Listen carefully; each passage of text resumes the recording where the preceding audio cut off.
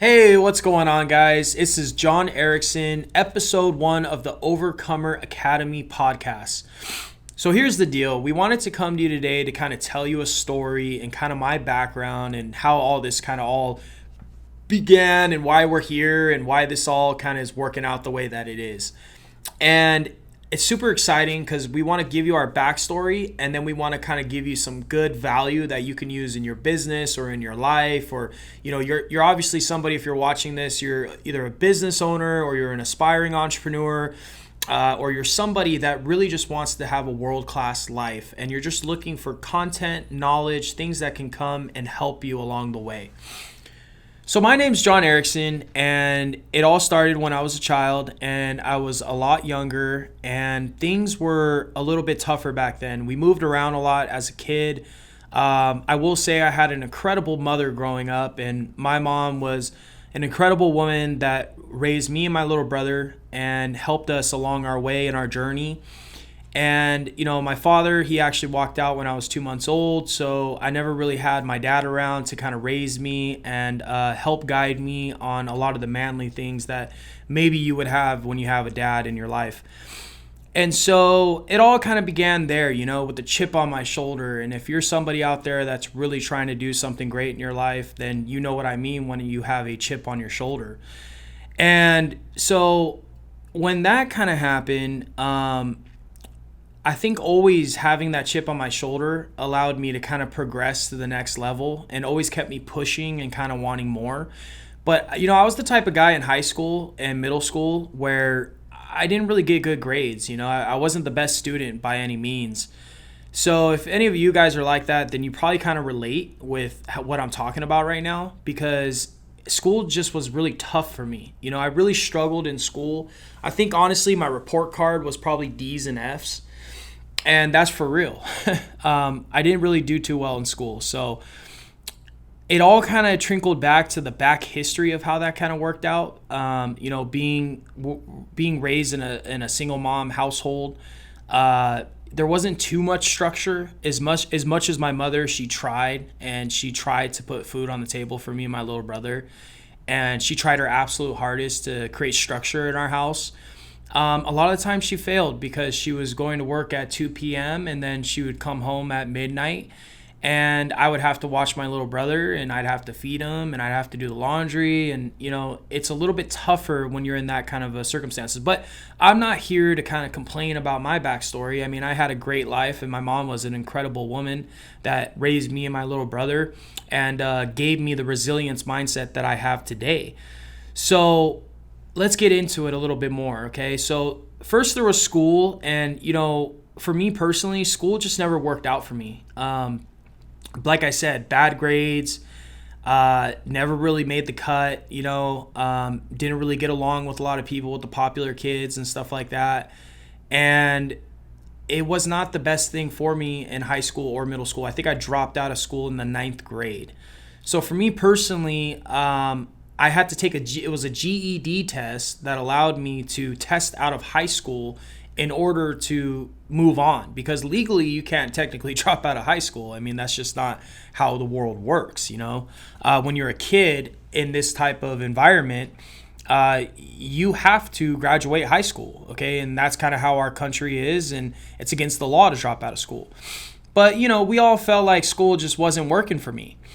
And one thing I do remember very clearly back in the day, before I was probably 17 or 18 years old, was my mom. She would always tell me this one thing. And the one thing she would tell me is that she wasn't really worried about me as far as making it in the world, as far as financially went, as far as spiritually went, as far as those things went for her. I think I did more worrying than my mom did. My mom, she actually used to tell me this. She used to say, JP, that was my nickname back in high school and middle school and elementary school. They used to call me JP. That's my initials. John Paul Erikson is my full name. And she'd say, JP, whatever you set your mind to, you're going to be able to achieve. And she just kind of knew this about me. You know how your mom just kind of knows you? I mean, if you're a child of your mother kind of knows you best. And for some reason, she knew that about me. She always said, whatever I set my mind to, I'm going to be okay. And it doesn't really matter what I set my mind to. If I set my mind to it, I can do it. And I took that very strongly, and that's why I have to give credit to my mother of kind of where I'm at in my life today, is because my mom instilled that in me, that whatever it is that I want to do in my life, whatever I set my mind to, it doesn't really matter what it is. Like, it could be the biggest thing in the world. I want to be an astronaut. I could be an astronaut. And this isn't like, second place trophy type deal. This is her just kind of letting me know that she believes in me. And if I'm capable of something and I want to do something, I should do it. And so that kind of history with my mom has allowed me to be able to build some of the businesses that I built today, and also some of the future successes that I'm going after right now. Where some of these endeavors, I get scared and I get a little fearful, but I always remember what my mom said back in the day when I was 16, 17 years old and growing up. Even though I was failing school and I was struggling, and my mom was really disappointed in me when it came to school and everything, but we always had those serious conversations where she just said, you know what, JP, like, you're going to be okay. You have that. And so I'm going to take you back to where the reason why I bring up my mom is because she was such a big support system in my life in order to get me to where I'm at today. And so, not my first job, because I've been working since I was 16 years old, but my mom got me this job at an AT&T store. And she didn't get me the job, but she referred the job. And she was walking around the mall one day in Riverside, California, and she came back home and she was like, hey, JP, there's actually this job availability over at the Tyler Mall, is what they called it, at the AT&T store. And it was a little kiosk in the mall. And at that time, I literally just got out of some bad stuff, rolling with the wrong crowd when I was younger, too much alcohol, doing drugs, just doing all the wrong things that it's really hard to talk about, honestly, because that was such a long time ago, 12, 13 years ago.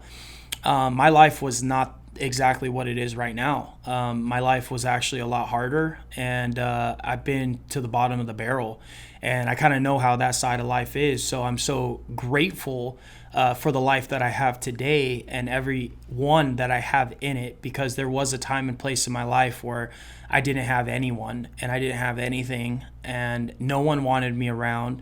And it's all because of my actions and me falling in with the wrong crowd and hanging out with the wrong people.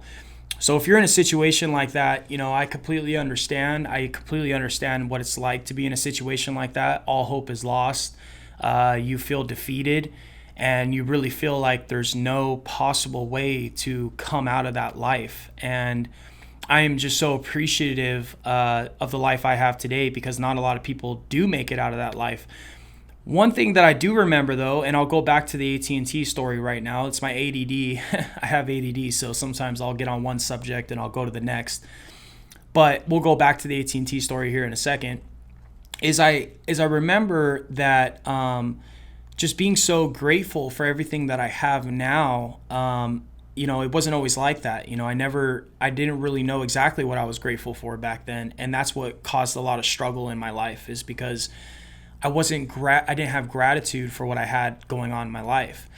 Now, the one thing that I did have going for myself when I was a kid, while I was struggling with hanging out with the wrong kids and, with the wrong addictions and all of that stuff, was I had resilience. And the reason why I had resilience at such a young age is because when you go to a new school every single year and you have to meet new kids and you have to jump into different schools all the time and you're always coming in like mid-year, you have to be very resilient, because you have to go meet these kids and you have to put yourself in a position of like, hey, I'm coming in halfway in the school year. Everyone else has their friends, they have their groups, they have everything going on for them. And I'm coming in all late having to talk to these kids and be liked, So I grew a resilience mindset early on.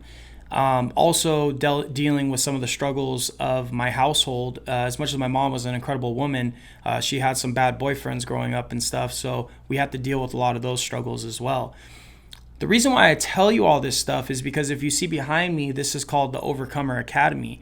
And the reason why we call it the Overcomer Academy is because all of these things that you go through in your life, they're not necessarily happening to you, they're happening for you. And that is the definition of resilience. So if you're in a situation right now where you feel like just everything's happening to you, the world's happening to you, everything is just kind of being thrown at you, it's not necessarily happening to you. It's really happening for you. And that's something I really learned early on in my life, is to look at all the negative, all the bullshit, all the bad things that's going on in your life. Number one, overcome it, but accept that it's happening for you. Now, I don't know what religion you're into or anything like that. I believe in God and Jesus, and he's my Christ at the end of the day. But I feel like everything that he has put in my life has happened for me because of that. And he put all of these terrible, hard movements in my life to structure me to the man that I am today. And so anything that you're dealing with right now, it's definitely a result of it happening for you. And you might be going through some real bad stuff. I don't know exactly what that is, but just try to look at it like, you know what? It's there to toughen your skin. It's there to make you stronger. And you probably heard that before, but it's the real deal. You know, later on in life, it's really going to help you, and it's really going to make sure that you can overcome a lot and you can achieve a lot in your life.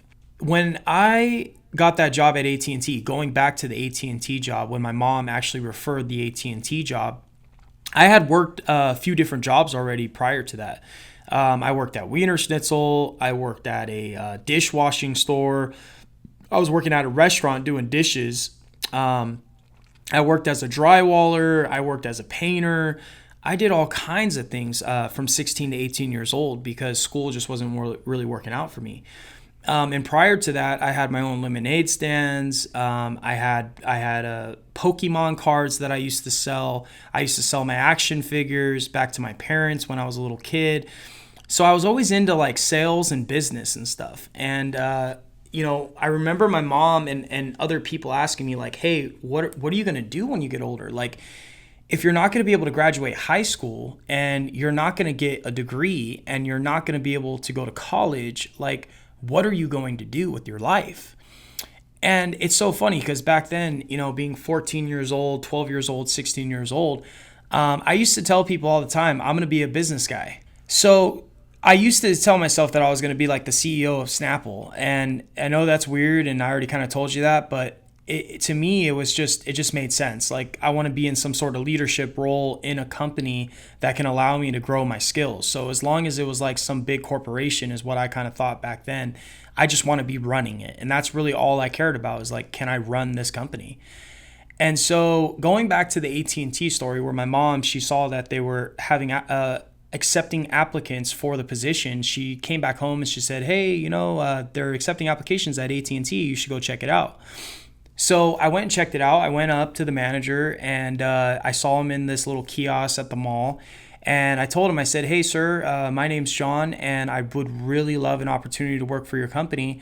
Do you have time? And he said, do you have any sales experience? And I told him, no, I don't have any sales experience, but I promise you, if you give me a shot, I will be your best salesperson here at this company. One thing that I found out about my biological father, I never met him, but I heard my mother, she actually instilled in me that he was an incredible salesperson. I guess he used to sell cars to dealerships, and he used to sell them wholesale to these dealerships and used to make pretty good money. Since my mom used to tell me that, it kind of got in my head that like, I'm probably an incredible salesperson as well, so I should be good at this job. And so when I applied for the AT&T job, I was very confident that I should be able to get the job. So I sat down with the manager with no experience or anything. And back then, I thought I was awesome because I did get the job. I didn't know that they were probably giving anyone an opportunity to get a job because it was like a lot on commission. So if you're 100% commission and you're not performing within a month or two, they probably just fired you, or you didn't want to work there anyway because you're not making any money. So I got the job, and this talent was kind of like resurrected at 18 years old that I didn't even know I had. And I was an incredible salesperson. I became the top salesperson, probably like top 5 salesperson of that entire company shortly within a month or two. And the manager was so happy with me. I remember getting that job. I was rocking some cheap little $5 watch and a Goodwill outfit because we didn't really have much money at that time. And we went to Goodwill and I was able to get my first suit because you had to wear a tie and you had to wear a dress shirt and slacks and shoes. So my mom, she took me to Goodwill. She got me a suit. And I went to work. And that's just one thing to let you guys know, that it does not matter what kind of clothes you are wearing. It is not going to get you more sales, okay? Because there was guys in there that were dressed to the T that had the nicest stuff on. And I was in there with a rustic blue shirt with some ghetto black shoes and some black slacks. And I destroyed everybody. Okay, so that's lesson number 1. If you think you need to look very sharp to be a great salesperson, cleanliness is one thing. But for you to have to go out there and buy these big watches and look like you're super successful, that doesn't matter. Okay, sales is a game of building relationships and making sure you provide so much value to the customer that the customer wants to do business with you. A lot of people say I could sell ice to an Eskimo. Dude, I can't sell ice to an Eskimo. The reason why is because that damn Eskimo probably doesn't need no ice. So I need to be able to deliver my product and believe in my product that I'm selling. So if you're going to sell something and you're going to get into sales, you better believe in your product, because you won't be able to sell it unless you believe in it. So within 2 months of that time, I became one of the top salespeople in that company, and I kind of identified this gift. And now I'm like, wow, okay, I could really run with this. I could probably create a career out of this. I mean, I was making like $2,000 a month, and I was super stoked. And the $2,000 a month is actually great money. I mean, I was one of the top producing salespeople there at that time, and people were making way less than me at my age at 18 years old. I mean, to me, that was a lot of money. Shortly after that, though, I got fired, and I can't really remember exactly why, but it's one of the many fires that I got fired from. I think it was just because I was too aggressive of a salesperson, and I couldn't really get along with the rest of the staff because all I wanted to do was sell. And that was a learning curve for me at 18 years old. I realized that you have to get along with your coworkers and have a good time with them and not just destroy everybody. So I went into a little business venture when that didn't work out, and I started my first business. And shortly after that, it kind of failed because I didn't know how to manage money. So I had to create this business, and I did it kind of similar to how I ran the AT&T store and how I did my sales there. I actually opened up a little kiosk in the mall.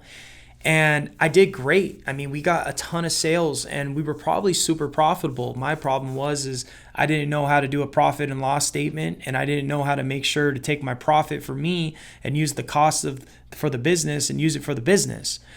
And so 6 months to 7 months later, it was a failure, and I lost, and I had to pack up my bags and I had to start all over again. So what did I do? I went back to the wireless industry because that's kind of what I knew how to do, and I was very good at it. And I had to get back on my feet somehow. So what I did is I got back on my feet. I accepted a position at a Verizon store this time, and I took my sales skills there out here in Orange County because I was living in a small town out in San Bernardino County. And I was able to kill it out there again. So same thing happened at AT&T. My first year, I was the top 5 salesperson again. And it just instilled more confidence in me that I was capable of doing this. And since I was capable of doing it, it really, really put my confidence through the roof. And since my confidence was through the roof, I was able to be the best salesperson that I could possibly be.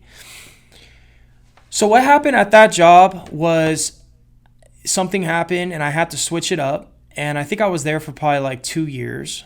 And I realized that, I had this itch of starting that last business, kind of doing it on my own. I really enjoyed it and I had a good time doing it, and I knew I can do it again. I used to talk about it all the time. I was so passionate about it.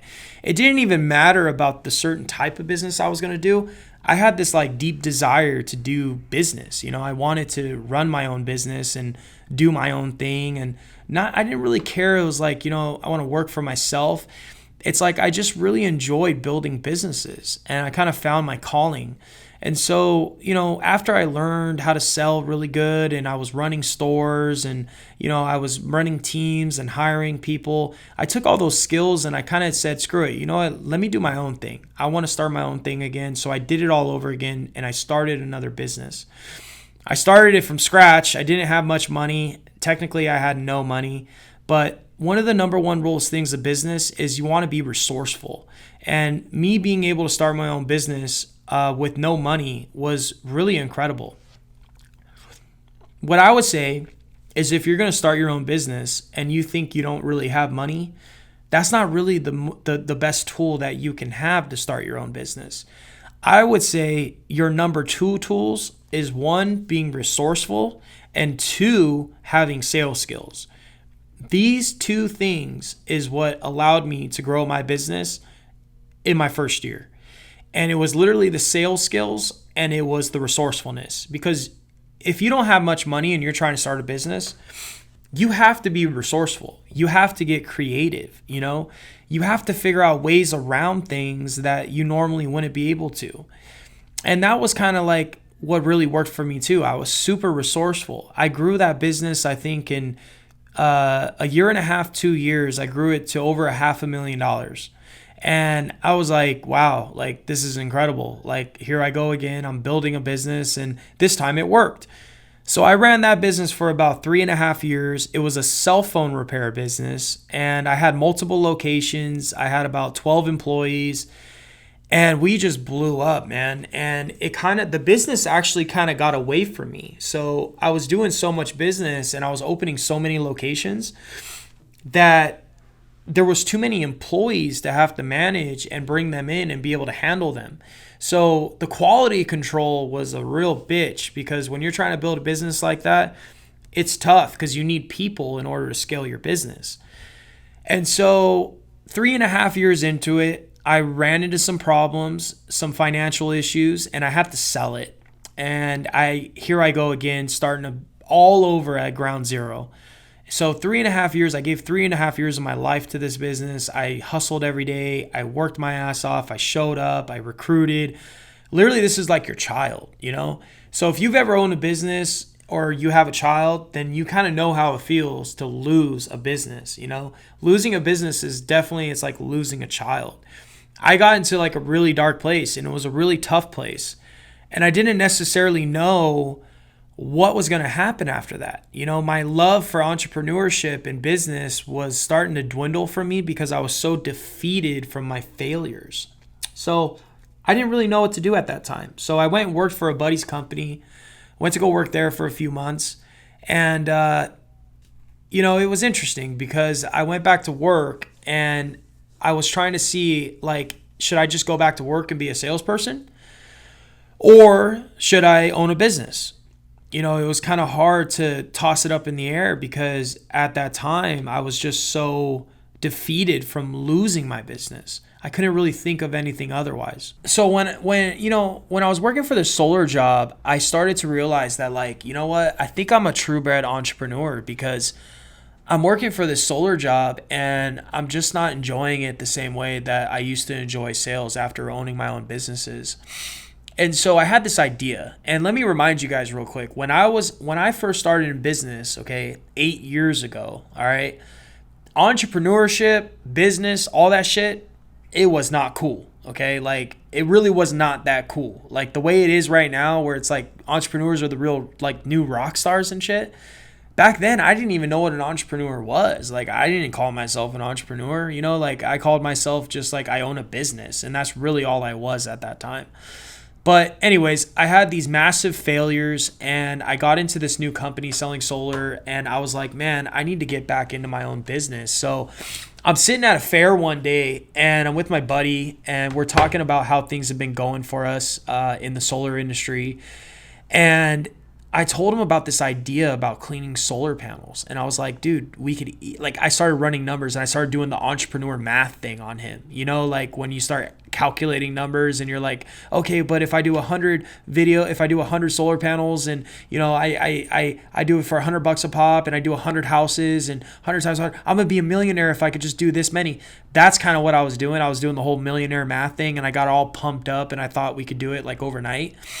Anyways, that was the spark that I needed though, because I had already fallen on my face from the other business. Oh, and by the way, when I was running those cell phone repair businesses, I started another company which was called Shredders Boards, and we were a hoverboard company selling hoverboards. And I had all kinds of celebrities that were buying my boards. Like I won't even really name them all, but like Snoop Dogg, Silent Toe. I had a lot of these like Angels players that were buying these hoverboards, and I thought I was like super awesome because I had all these celebrities wanting to buy my hoverboards. But anyways, here I am again trying to come up with this new idea like to clean solar panels. And I'm trying to figure it out. Like, why do I want to do this? Like, why don't I just work this job? This job's paying me really well. And I was like, could not help myself. And there's one thing I want to tell you guys, like, if you're really dying to like start your own business, okay, you need to be self-aware enough that like that's you, because not everyone should be a business owner or an entrepreneur. And I know everyone's telling you like you should be an entrepreneur, but it's really fucking hard sometimes. And there's a lot of work involved and there's a lot of sacrifices. There's a lot of time that you're working. So just keep that in mind. I'm all for it. If you want to start your own business, like do it, man. But just really consider that. Anyways, so I get into this situation where I can now start my own business, and I'm out there knocking doors one day for solar, and I'm like, okay, we're out here knocking doors. We haven't sold anything.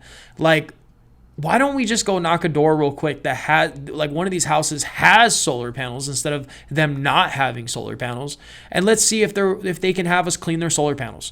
I knocked the door. Sure enough, this guy, he says, yes, he's willing to do business with me. I got like a $200 sale, even though I priced it wrong in the beginning. And I was able to actually get this deal. And I got super pumped. And I told my buddy, look at that. We just made $200. All we got to do is come back here. It's going to take us 4 hours to clean this thing. Let's make it happen. I was so pumped up. And so I go to Home Depot and I spend like my only $200 in my pocket, and I buy this little scrub pole and a little electric pressure washer and a few tools that was going to be required to actually clean these solar panels. Get the stuff, and the next day we have it scheduled, so we go and do it. And by the way, I knocked the door across the street as well. They had solar panels as well, and I let them know. I was like, look, I'm doing your buddy's solar, and I think I could do yours too. Are you willing to get it done? Like, we could do it on the same day. He's like, sure, sign me up. Like, add me in there. So you got to imagine, like, here I am, like down from losing my other business. And I got these 2 potential clients that are willing to do business with me just by me knocking on their door and asking them to clean their solar panels. So I go down there, I clean the solar panels, I get it done, and it's a success. So now I'm thinking like, boom, I got myself a new business. We're going to be rocking and rolling, and we're all going to be millionaires in no time. Definitely not the case, okay? My first year in that business, because I quit my job at the solar company, I think I did a total of about $30,000, maybe $24,000, somewhere around there. It wasn't even that much. But it was enough to keep me fed, and it was enough to pay the bills. You got to imagine I had costs involved, and so 24, 30 grand a year, is not that much. You can definitely make more at a job. Like, let's just say that, like, for sure. So me and my girlfriend, we were eating McDonald's, and we were kind of struggling for our first year, and it was tough, and every day I wanted to quit. I'm not even going to lie. Like, every day I'm like, why am I doing this? And why am I still showing up? Like, I don't even know if I want to be doing this. And on top of it, I'm not even winning. I'm not even making that much money. If there's one thing I've learned, though, for sure, is that things take time. Things just kind of take time. And you have to stick things out to really see what's the potential. And so I remember telling my girl a few times that, like, I wanted to quit and I just wanted to go back to work and be a sales guy. And she was actually very supportive at that time. I'm really surprised because we were new in our relationship back then. And she was super supportive. And she's like, look, I believe in you, John. And what that kind of did is it reminded me of what my mom used to say to me. She used to say, whatever I put my head to, like I told you earlier, I could do it. As long as I put my nose down and I put my head to it, I can do it. And so she told me basically, why don't you give it another 3 months? So I started in October. I was having this conversation with her in December. Obviously, it's the holidays. Everyone's buying gifts. They're buying freaking Louis bags and they're posting it on Instagram and they're looking all awesome and shit. And here I am, broke as shit with my new girlfriend. I could barely pay my rent and I'm trying to run this business. I remember she told her family, like, well, what's your boyfriend do? And, told them, like, well, he owns his own business. And they're like, really? Like, what does he do? Well, he owns his own business and he cleans solar panels. Oh, that's interesting. I got the whole, like, that's cool. Like, but what is he really going to do? And I got that a lot, especially cleaning windows and cleaning solar panels. Like, a lot of people just kind of was like, they weren't too impressed up by it. They were kind of like, well, that's awesome, but like, what are you going to do for your future? And, some people, they really want to have like some sort of college education background and they really believe in that, that's going to set the course for their future. And I'm not down on that. My girl, she goes to college and she's about to graduate. And I think that's definitely a path for some people. For me, it just wasn't. Like I said earlier in the story, just school wasn't working for me. So I really had no other choice. Like, I'm out there knocking doors every day trying to get $100, $200 a pop so I could actually feed myself and take care of my household. And since I had no other option, I had to stick with it. So I did. And so I'm not going to say it was easy. I was literally like depressed that year. And that entire year, I just wanted to throw in the towel. I literally wanted to just give up because I kept thinking about it like, man, I'm barely making any money. This sucks. Every day I had to go knock doors. It was like, fuck, this is terrible. People are just going to like shut the door on me all fucking day. Like, why the fuck am I even doing this? But it was something about the process of like trying to do it. It kept me going. And another thing that kept me going was her, my girl, saying, hey, why don't you just wait 3 months? I would wait the 3 months and sure enough, something big would happen at the end of the 3 months. And I wouldn't want to quit. I would want to keep going. So if you're like on your entrepreneur journey or you're on a job, you're in a career and you're just like, man, I want to give up. Like, I don't want to do this anymore. I want to leapfrog to the next opportunity just because it's going to pay me $1 more an hour or whatever, right? I mean, I easily back then could have got a 6-digit figure salary, making $100,000 a year selling shit instead of making $20,000 a year killing myself out there, breaking my ass with my, with my body and my mind and my spirit every single day. I easily could have went and did that. But I knew that nothing easy would come easy, right? Nothing good would come easy. And so I kept going, man. I just kept pushing along. I kept showing up. I kept pushing the envelope, right?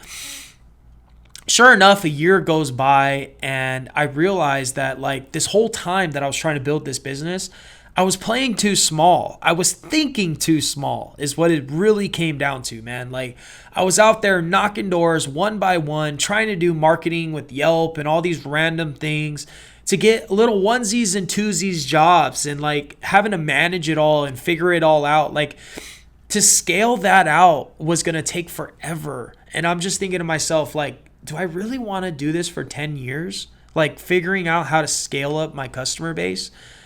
And I need to stop playing it safe. Okay. Some of the things that I used to do in my old business, I was able to learn that it really helped me on coming into my new business. Here's what I'm going to say. Some of the mistakes I made in my old business that I thought was mistakes, like buying stuff or overcommitting to things or having the nicest build out on my store, those are the things that actually propelled my business. And to be honest with you, I was super scared of spending money at this new business because I failed 2 other businesses because of my money situation. So I'm thinking to myself, like, fuck, like, I can't make this mistake this time. Like, I don't want to spend any money. So I went in like this like scarcity mode where I just kind of like froze and I didn't want to buy new equipment. I didn't want to hire employees. I didn't want to buy anything. I just wanted to keep it nice and small and tight and safe. Basically what happened is I broke out of that at the end of the year, and I was like, dude, I can't do this no more. Like $20,000 a year just ain't going to do it right now. Like I need something else. I need to make more money, but I'm not giving up on this opportunity.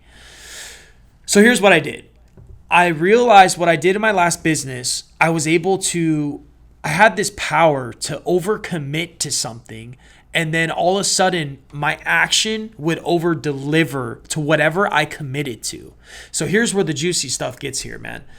So what happened is I was paying rent like $1,200-$1,400 a month, okay, at my apartment complex. My apartment complex was literally like $1,400 I couldn't even pay the freaking rent at $1,400 a month. Barely was getting by, right?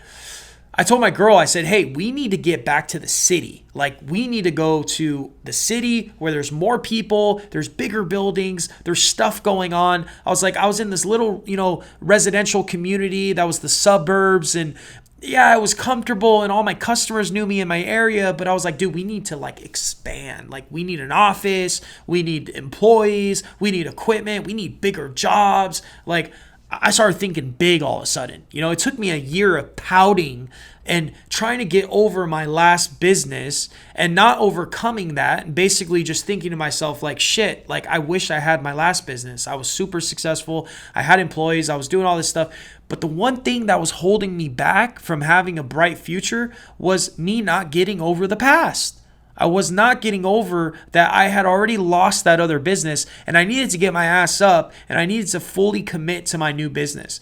So that's exactly what I did. And the way that I did that is I said, fuck this. Let's go get a nice place. Let's overcommit. Okay, I don't recommend everybody to do this. I could have did this in a different way, but for me, this just worked.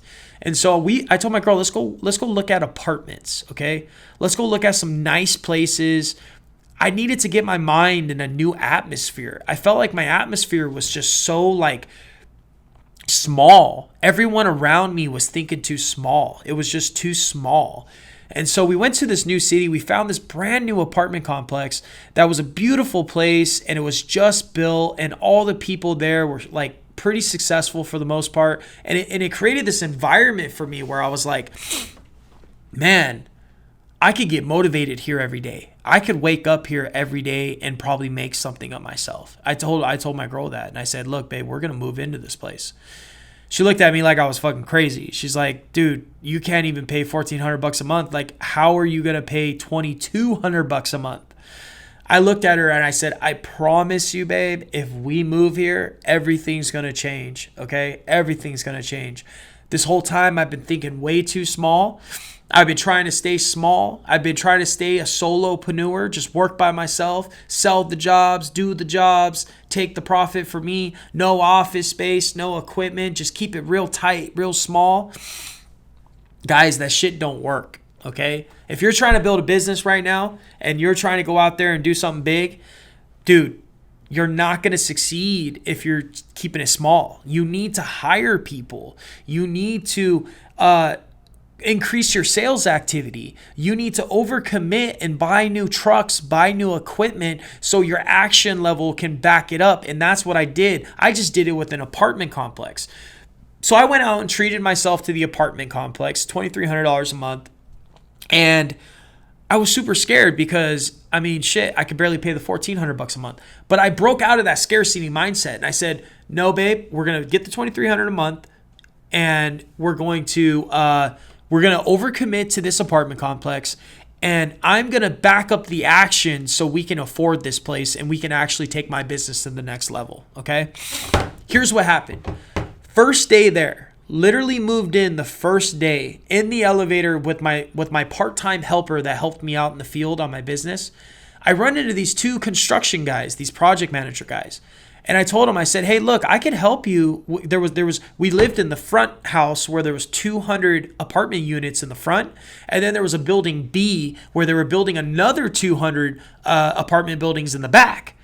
And I told the project managers while I was in there, I was like, hey, man, you guys are building these apartments back there. What if I helped you with some cleaning stuff back there? Maybe I can help you with some construction cleanup. they looked at me and said, yeah, we could actually use that right now. It's actually a good time that you actually mentioned that, because the old cleaners were failing. And I'm like, oh my God, like at that moment, right then and there, I looked to God like, man, dude, like you are blessing me right now. Like, because I overcommitted and tried to do something big, we watered it, and now we're taking the action, and now things are going to sprout. I didn't know if I was going to get the job, but it was an opportunity and it got me pumped. Okay. Literally within a week, okay, of that whole process happening, I got the job. And it was the biggest job that I've ever gotten. I mean, I was used to doing these little residential houses for $100, $200. I ended up getting this apartment complex that was 200 units. But I will tell you, I knew nothing about what they were having me do. They wanted me to clean the interior. They wanted me to clean the exterior. They wanted me to clean hallways and the kitchens and everything. I was just doing window cleaning, solar cleaning, and pressure washing. So I got resourceful. I didn't have any employees at that time, okay? And I barely had any money, all right? But I committed to this job, and I got the job, and I was able to actually follow through with it. Now, this took faith and it took resourcefulness, because here's the deal. This is a big project. Normally, projects like this, you need to have capital, you need to have contractor's license, you need to have all this crazy stuff. I just kind of got blessed in this current circumstances on this particular project. On a lot of my hotels and stuff, you don't really need some of that stuff. But for this particular project, it was a requirement. But basically what happened is I got to go in under a different contractor, and I'll spare you all the details on that. But we were a success. We were able to do that contract in over 6 months. Okay. It took us 6 months to do this contract, where I was used to doing these little houses that were $100, $200 a pop. This one contract was over $130,000, okay? And I collected it over 6 months. I told my girl when we moved into that place that everything was going to change, because I needed to change my mindset. I needed to get back up on my feet from losing the other business to where I can actually fulfill my destiny and actually go big. You might be falling on your feet right now. You might be in a fucked up situation. You might not be able to overcome what you're trying to overcome. But I'm telling you, the freaking gold is right on the other side, man. I am telling you, I am living proof that if you give up, you will never see the gold. But if you stick it out, things are going to happen for you that you just never even thought were possible. When I talked to my girl and I told her we were going to move into that complex, I was certain that I was going to change my direction of my future. And that's exactly what I did. The first day I landed a $130,000 contract, and that started how I started doing all these big commercial contracts for last year, and how we started just blowing up and getting our business right and getting everything put together. The main thing is you need to be resourceful. You need to be smart about it. You need to commit and then figure it out, okay? Don't try to figure it all out right now, okay? If you're trying to figure it all out right now, you're going to fail. You need to commit to something and let your action back up the results, okay? That's what's going to get you there. And that's how you're going to start making big things happen, all right? So now we're in a situation where we're building our business and we're dealing only with large commercial contracts, okay? We're not dealing with no small houses no more. We're not doing none of that crap. We're doing big Marriott's, Hilton's, some of the biggest brands in the industry, growing our business, having prosperous lives, okay? Trying to build prosperity for me and my family and all my team. And we're just so grateful to be here now, you know? And if there's any message I could really give you, it's really just overcome, you know? Overcome it all and be resourceful, you know? Go after prosperity, you know? Have an abundant life. Like, don't settle for what you're settling for right now. You can have more. How does a broke single mom, being raised by a single mom, addicted to drugs in his teenage years, dropped out of high school, build over 3 businesses, over $500,000 a year, okay, and be in the situation that I'm in right now? How does someone do that? It's not it's not a magic trick. It's not just given to you. It takes hard work. It takes knowing some skills. You got to get your sales skills right. And you need to commit and overcome. You need to stick to shit, okay? Straight line to success. Just keep going, all right? If you are thinking about detouring right now because whatever reason, you just want to give up, or you're not making enough money, or Joe says it's cooler at this company, or you just don't know, or you want to start that business idea but you just can't and you don't know why. Well, why don't you just commit first and figure it out later, like I did, and see what happens. But once you commit, don't worry about figuring it out. Just commit and just keep going, man. Just keep figuring it out. Because that's what we do, man. That's what we do here. And that's what our podcast is going to be all about. Our podcast is going to be about overcoming obstacles in life. It's going to be about building large commercial businesses. It's going to be about building large commercial cleaning businesses. It's going to be all about entrepreneurship. It's going to be all about overcoming anxiety, depression, the whole works. We're going to combine it all. We're going to help you and help you get your mind right so you could be successful and you can have prosperity in your life. The reason why we're doing this podcast is because I spent the last 9 years killing myself, smacking my head on the wall, trying to figure this thing out because I didn't have mentors. I didn't have people trying to help me. I didn't have a millionaire Uncle Joe. If you think that I had money before I did all this, I had none. And I had some help, but I had no help at the same time. Okay? I can't not give credit to my family and my girl and everybody in my team that have supported me to get to this point. I can't not give them credit because without them, I would not be here. But what I'm saying is nobody wrote me a check for $100,000 and said, here you go, figure it out. Because I'll tell you right now, if you got a $100,000 check or even $1 million check, I guarantee you would go broke in a matter of months. Because building a business doesn't take money, okay? It takes grit, resourcefulness, resilience, overcoming, okay, sales skills, and marketing skills, okay? These are like your lifeline bloodlines to building businesses, all right? Anyways, we're going to wrap this up because we don't want it to go over too long. I got my camera guy waving me down like 20 minutes ago that we're going too long. And man, I'm just super pumped to launch this podcast because we're going to be delivering some amazing value, some amazing content. This first episode was just to give you a quick brief description of who I am, where I come from, where my values are, and what kind of businesses I built. This new Overcomer Academy thing we're doing, it's for all of you guys out there, like I said earlier, that want to build a large commercial cleaning business, or maybe you're just trying to get large commercial contracts, or maybe you just want to overcome life, okay? Because I'm telling you, building a business has a lot with getting your mind right beforehand. So that's why we've started this podcast, is to help entrepreneurs and people alike, intrapreneurs, people that are working for companies that are trying to become CEOs. You're trying to become the manager. You're trying to become the boss, okay? That's what this podcast is all about. So we're going to wrap this thing up. We'll probably be doing some interviews on this here and there. Maybe not, maybe I'll just be dropping bombs all the time, but we're going to try to deliver this for you every single week to make sure that you get the value that you need every single week. Okay. So tune in. We're here to help you out. We're here to blow it up and we're going to make this thing pop. Okay. Everybody stay blessed.